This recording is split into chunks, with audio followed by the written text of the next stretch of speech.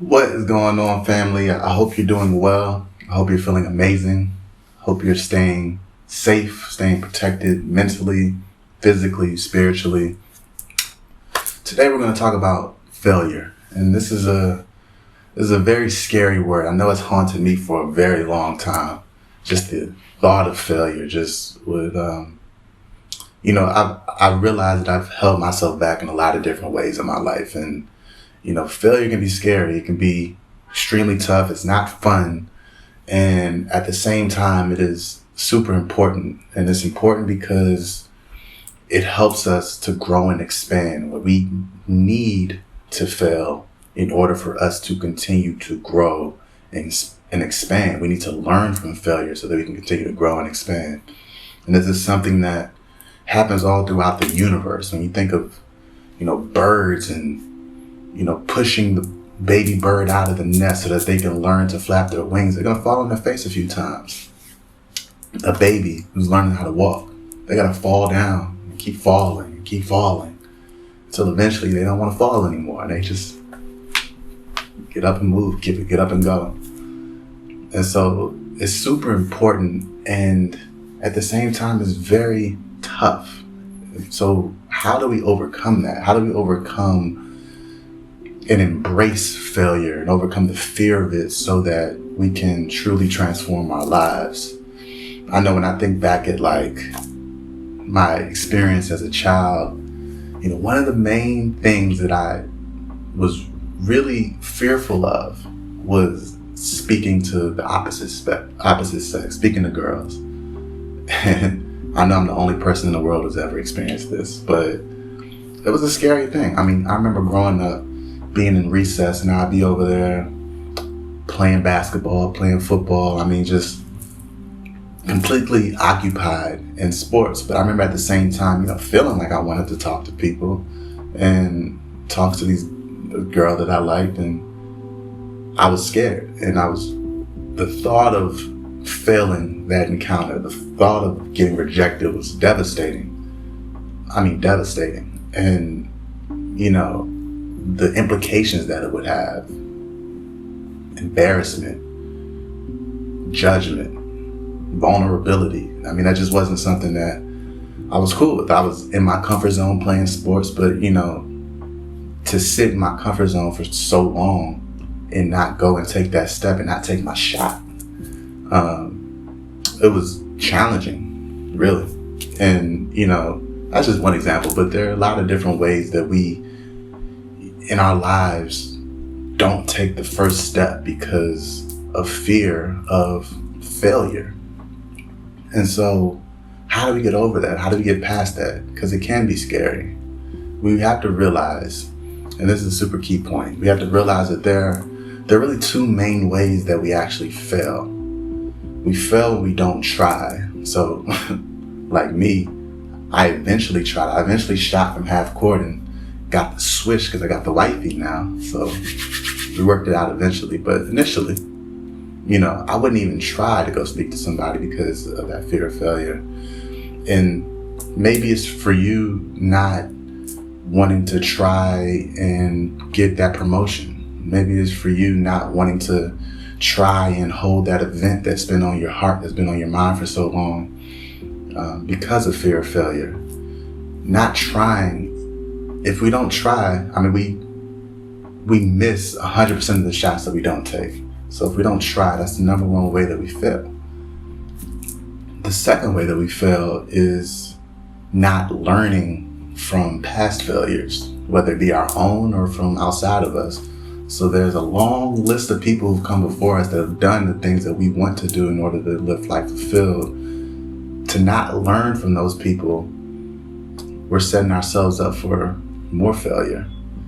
And when we do attempt things and we do have setbacks and we do fail, to then again not learn from it is failure. To then again do the same mistakes over and over and over again, and maybe we point at other people and do things like that and not take ownership of it, that is the other way that we fail. And so what we're going to talk about today, there's 5 key steps to truly embracing the idea of failure, rewiring the thought of it in our brain to where it's not as scary. It's something that we actually go towards because it is super, super important, and we can accelerate our growth in life. We can accelerate our growth towards our dreams, towards our aspirations. It doesn't matter what age we are. We are constantly having this inner fulfillment to grow and expand and contribute to the growth of others. So how do we embrace failure? The first step is we have to know our target. Know your target. Know where you're going. Know what you want to do, who you want to become. Have a direction. I ran into a lot of troubles when I first left playing football. I ran into troubles because I didn't really have a clear direction. I had a lot of different interests, a lot of different things that I wanted to do, but I was scattered. I was super scattered, and I would make progress in certain areas, and then at the same time, setbacks come. And whatever you're doing, setbacks are going to come. And so I would get these setbacks. And because there wasn't a clear target, it never felt like I was moving in any particular direction. So those setbacks actually became more impactful on me, and it became more of a reason to doubt myself because it really felt like I wasn't moving forward. And that's what happens when we don't have that target. It's very difficult for us to be able to track how much we've progressed. If we're progressing in a bunch of different ways and we don't have a clear target, then when we fail, it's easy for us to go into the mindset of, wow, I've been in the same place for so long. But when we have that target and we actually are moving towards something, we can always look back. We can always take each experience and identify the lesson out of it and understand and look back and say, okay, this is progress. We are moving forward. And so it's super important to know where you're going, to know where it is that you want to go, so that you avoid that feeling of stagnation. Now, the second step is to know your why. So we know where we're going, but to know your why is the juice, is the gas behind your engine. This is what fuels you to keep moving forward. This is what fuels you to make it a must that you attempt to move forward, that you attempt to grow out of your comfort zone. Identify a bunch of different whys. Why is it that I'm doing what I do? Why is it a must that I take this step forward? Why is it a must that I plan this event that I've been wanting to plan for years? Why is it a must that I apply for this job that I've been so interested in? Think of the why. Maybe it's your children. Maybe it's, just a last minute wish from your grandparent. Whatever. Identify a bunch of whys and be able to weigh it. Think of a weighing scale. Be able to weigh all these different whys of why I should, why I need to, why I must take this step forward against complacency, against the comfort zone, because this is a comfortable life. You can be comfortable, but you will eventually be unfulfilled if you remain stagnant in the same place. So identify a bunch of whys that can weigh against the complacency.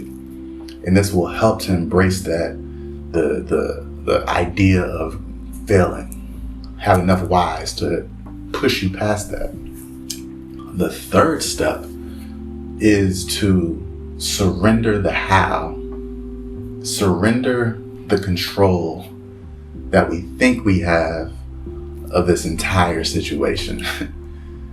We can only control so much, and there's so many things that are outside of our control. And we really want to look at, when we think of our dreams, when we think of our vision, when we think of moving forward and taking steps forward, we really want to look at it more as a compass and not a map. So we want to move in the direction of it, but we want to be flexible for the creative nature of the universe. We want to be flexible for the opportunities. We want to be flexible for the synchronicities, the things that we don't plan for. We truly are not creative enough by ourselves to manifest the things that we want in life. It takes a much bigger, a much more powerful force, and we're all connected to it. And so By surrendering the how, by surrendering the control, we open ourselves up to opportunities. We open ourselves up to things that we can't plan for, that we don't plan for, like the miracles that happen. And the more clear we are, the more that we live in that space, the more these miracles start to come, the more these opportunities start to come. And we have to be ready for it. We have to surrender the how. Think about if you are planning a workshop and the workshop is in 2 weeks and you have this amazing opportunity to do this workshop in front of so many people, and you know you're not ready. You feel like you're not ready. You understand you're not ready at the moment. And so a lot of us, in the fear of failure, won't take that step. We may say no to that offer because we don't feel like we're ready, because we don't know how we're going to get ready by this amount of time. I need to get this artist. I need to get this person to come speak. And we just can't even conceptualize how we're going to do it. And some of us don't take that step.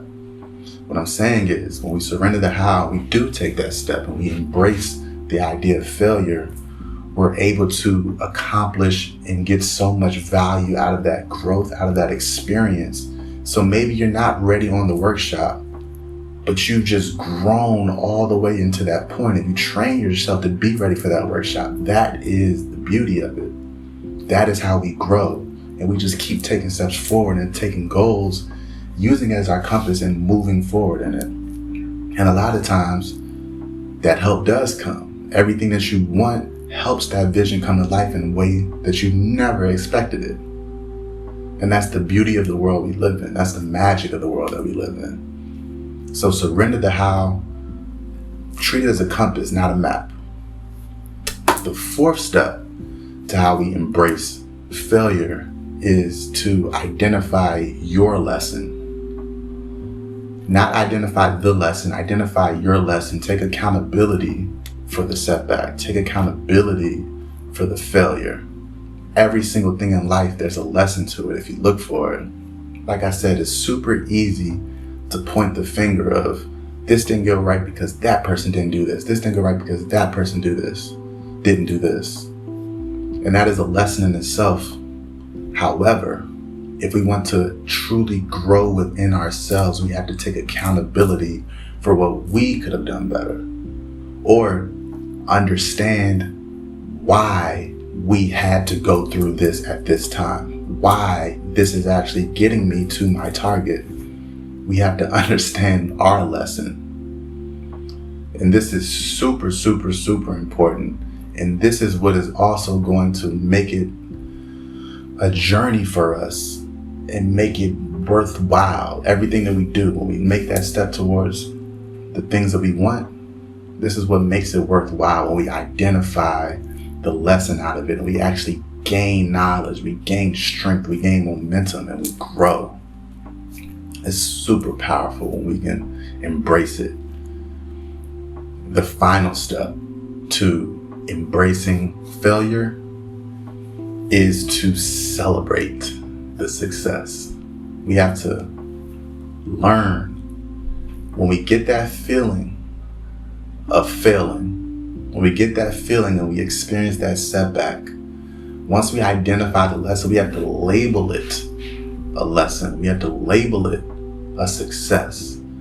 See the bigger picture. Understand the success that has come in knowledge and information and experience. When you know your target, when you know why you're moving towards that target, and when you identify the lesson, when you surrender the how, you understand that it is all a part of the journey. Every single moment is a part of the journey. If you think back right now, think back at your life, think of where you are now, and just think back and start to reflect on all of the experiences that you considered setbacks and maybe you don't want to go back to because you are embarrassed by it, or for whatever reason you just don't want to go back to that moment. Try to look at it from a different light and really examine, why did I have to go through this moment? Why was it a must that I experienced this? Why is my spirit needing to experience this? It's because it wants to grow, it wants to expand. Think of the lesson that came out of that experience and think of how you used that lesson in a great way moving forward. This is the key. Failure is our friend. Failure is the path to success. Sounds crazy, but failure is actually how we succeed in learning from the failures of others. But this is how we grow. This is how we create expansion in our life, and this is how we create true fulfillment. So in summary, the steps: know your target, know your why, surrender the how, identify your lesson, and celebrate each and every success. I promise you, when we begin to change our view and change our mindset when it comes to the idea and the thought of failure, we are free from our limitations. We actually use failure as our compass. What are some things that I can fail at so that I can grow? Yeah, there's going to be some painful moments, but breathe it in. Experience that pain. Learn the lesson from it. Maybe you were supposed to experience the pain so you don't want to feel it again. Maybe that's just enough motivation for you to be more prepared the next time. What will you do to be more prepared? You just keep moving forward. Keep building those blocks. Keep moving forward. And we will, and we are, and we must experience our greatest life when we do that. So, guys, with all that being said, I appreciate you all listening. If there's something that's been on your heart, if there's something that's been on your mind, and you want to take a stand, you want to move forward, you want to grow, and you've been holding yourself back because of fear of the idea of not being successful with it, it's human, it's natural. But take these steps and start to implement it into your life, and see how it affects your life. See how you're able to grow. And when you start to fail more and more, it becomes less of a fear. It becomes your actual compass. Like I said, you can learn from it, you can grow from it, and truly, truly, truly have a more fulfilled life. So leave a comment below, subscribe if you haven't already. And listen, y'all, I appreciate you. Like I said earlier in this talk, stay safe, stay blessed, stay protected, mind, body, and spirit. There's a lot happening right now. There's a lot of warfare happening right now. Protect your spirit, protect your mind, protect your body. I love y'all. Peace.